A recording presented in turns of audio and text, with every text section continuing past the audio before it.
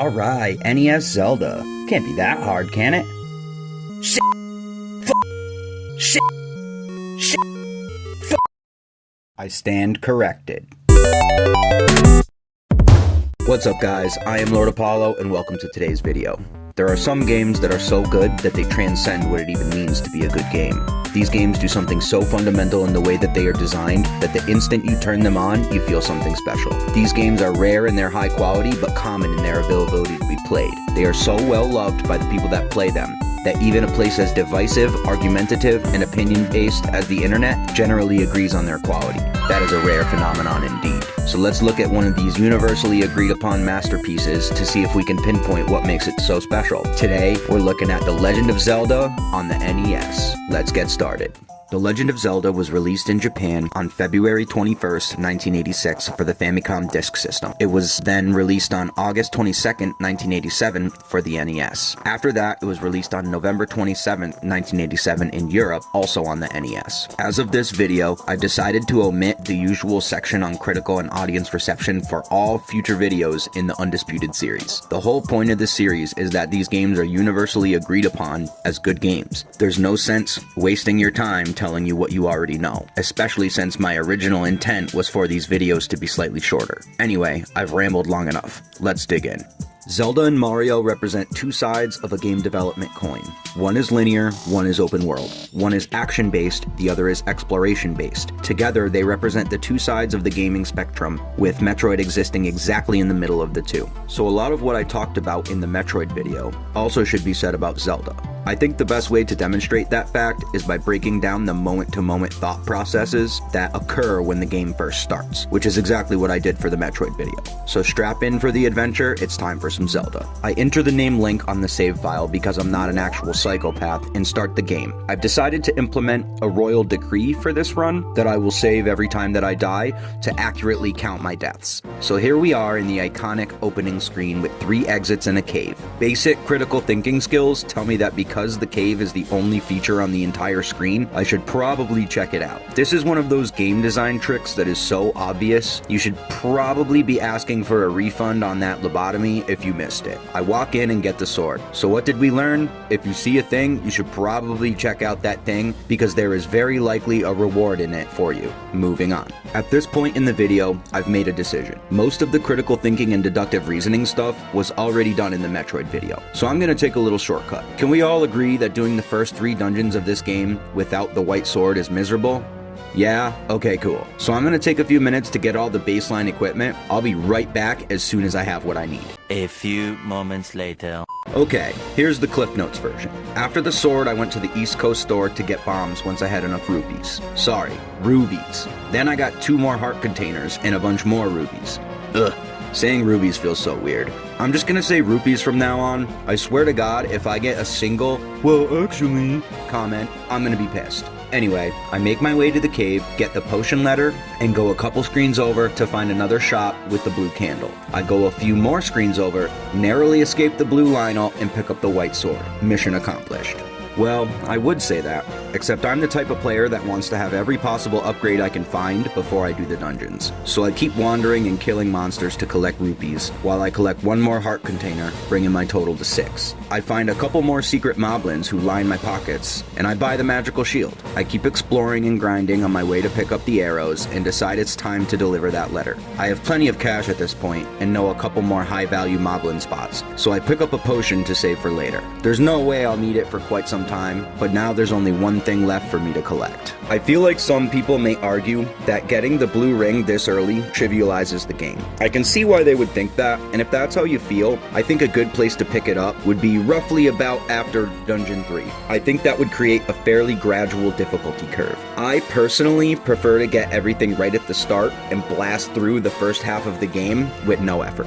I think it's actually worth discussing that the game is definitely a rich get richer type of gameplay loop, where the more time you spend in the overworld building up your toolkit, the easier the rest of the game becomes because the abundance of resources continues to snowball.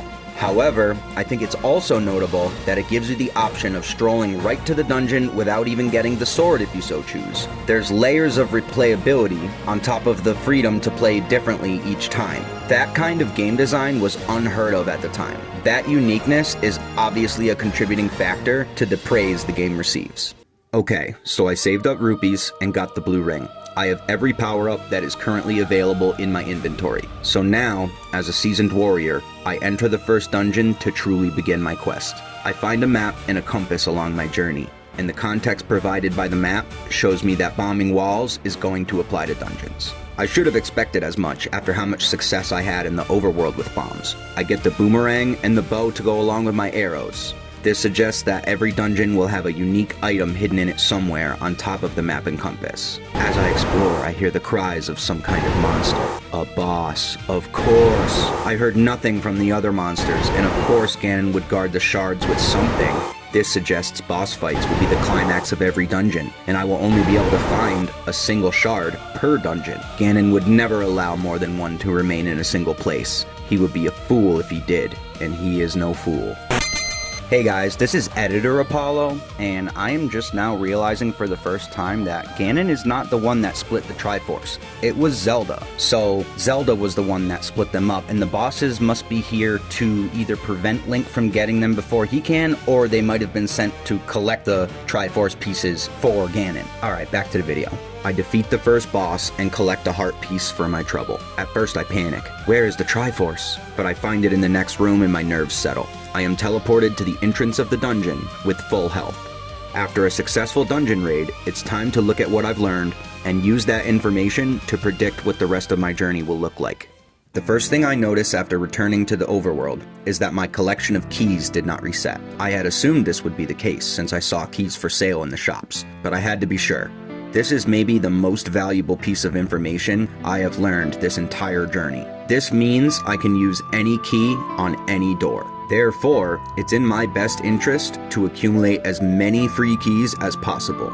Then I have the freedom to choose not to engage with a challenge that I may find difficult if I have enough keys to avoid it. Next, the basic rules of each dungeon will likely be the same. We can only see rooms once we visit them until we get the map. The compass gives us context on the general direction we need to go to find the Triforce. Every dungeon going forward will have a map, a compass, one or more items, a boss that rewards a heart container, and a single Triforce piece. Using this information, we can make several educated guesses about the amount of certain collectibles and therefore determine the rough length of the game. Judging by the shape of the Triforce piece we collected, there must be 8 pieces total. There is no evidence to suggest that some pieces are bigger or smaller, so assuming the shards are of equal size, there can only be 8. This means that there will be either 8 or 9 dungeons total. Ganon may hold the final piece, or we may need the completed Triforce to challenge him at all.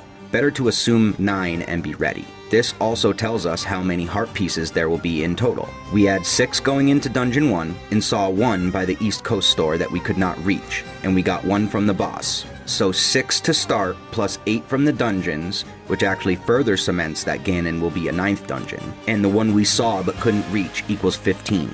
Judging by the shape of the HUD, or HUD, that means that there is 1 additional heart container out there somewhere that we are unaware of, bringing the total to 16 hearts. After all of that concrete knowledge from our critical thinking skills, we have a couple of theories and questions we need to think about before we resume our quest. Once we figure these last few things out, we are fully ready for the rest of the game. The first thing is the heart container near the East Coast Market, as I've named it. At some point, there will be some type of upgrade that enables us to get that heart container. We need to keep an eye out for it. Also, there have been several little docks, as if to sail from a boat of some kind. We will undoubtedly come across some type of upgrade that will allow us to sail on the water. Next, the magic shield. We have yet to encounter a situation where it mattered. I find it very unlikely that the game would charge us 100 rupees for an upgrade that did nothing. Going forward, we must experiment with blocking both physical attacks and ranged/magic projectiles to determine its function. Next, the weird 100 rupee meat on a bone is clearly important, but further exploration and context is required. There is also the matter of the white sword and the blue ring. The white sword only required 5 hearts to unlock, so it stands to reason a more powerful one is out there with higher requirements. Unfortunately, I can't say the same about the blue ring.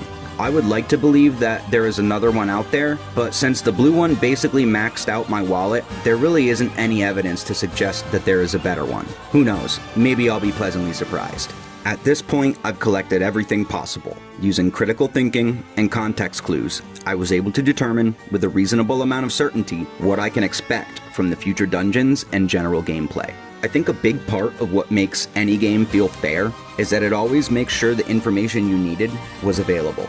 As a similar example, when a writer of a mystery novel reveals the culprit at the end, the reader has an aha moment and is able to pick out all of the subtle clues that were present since the start of the story. I'm sure there is some kind of literary term to describe this phenomenon, but I'm just gonna call it satisfaction by way of recontextualization. I bring this up because it's the cornerstone of what makes games feel fair. Since the moment we hit the power button, Zelda for the NES did everything in its power to make sure we had access to the tools necessary to make progress. Everything from the in-game hints to referencing the manual for more information. I'm sure we can all agree that nothing is more frustrating than being stuck and not knowing what to do, or dying because an enemy we had no way of predicting killed us out of nowhere. Zelda goes out of its way to be fair and balanced, and here we are 40 years later, still thanking it for that kindness. It may still be a challenge, but at least it's a fair one.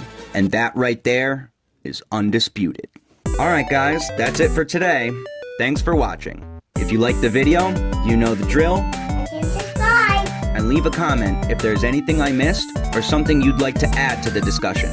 If you want to help support the channel, click the link in the description for Patreon. Donations start for as little as $1, and all support is appreciated. Other than that, thanks again for your time. I am Lord Apollo, signing out.